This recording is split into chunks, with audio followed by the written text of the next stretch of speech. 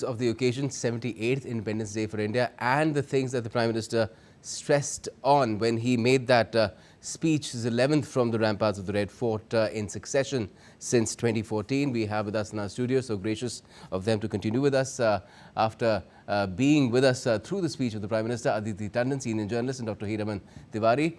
He's a professor at the Indian Culture and of Indian Culture and History at the Jawaharlal Nehru University. Good morning again and happy Independence Day. Aditi, if I could ask you first, on the previous 10 occasions, the Prime Minister had used this occasion to make big ticket announcements, be it Swachh Bharat or even the mission to get potable water to homes, or earlier, if you go back again, Jan Dhan Yojana, the microcredit scheme that the government came up with. Numerous announcements have been made.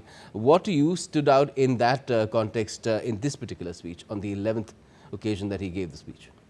See, if you talk to me or ask me what is the biggest concrete takeaway in terms of delivery, he has promised to create 75,000 new MBBS seats over a period of next 5 years. This, he said, is important because at present about 25,000 Indian students are going abroad annually in order to study medicine. And we have seen, Gautam, how the Indian students have been caught in war-like situations in Ukraine. There were so many medical students that had to be rescued at the height of the war. You remember when India intervened with the Russian Even more president. recently, although it was not a war in Bangladesh as well. And then, you know, after this complete collapse of law and order and the civil infrastructure in Ukraine, a lot of Indian students have had to go elsewhere, you know, across East European countries, and it's a very expensive proposition and they are having a very hard time. So announcement of this new seats is significant. Also, the second significant takeaway for me is in terms of concrete takeaway, he is now saying, see, when you say concrete takeaways over the past few years, what also stands out in today's speeches, he is emphasizing continuity of reforms.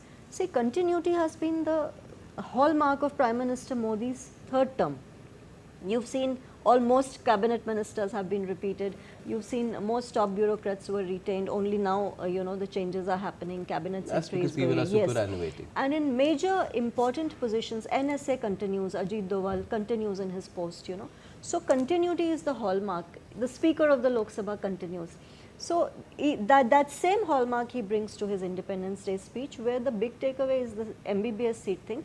And then the rest of the speech is an emphasis on the promises that have been made earlier and a firm commitment that we are poised to walk the path of reform, no matter what the personal or the political cost of it. The second big takeaway for me would be, you know, when he says that we have to make India the global industrial manufacturing hub, because right now we are competing with China in that space, and this particular, also we have brought in a lot of reforms in order to open up the artificial intelligence and the semiconductor market.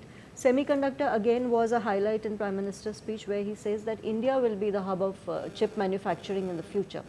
So in all these announcements, he is actually, you know, he's actually building India up as a global power. That is the larger part of the BJP's vision towards a Viksit Bharat, and also a continued reduction in reliance on imports, where he also mentions defense production primarily. So these are the big takeaways. I think continuity of past announcements and one big ticket announcement on the medical front, coming on the close on the heels of this very you know, ugly controversy around paper leaks.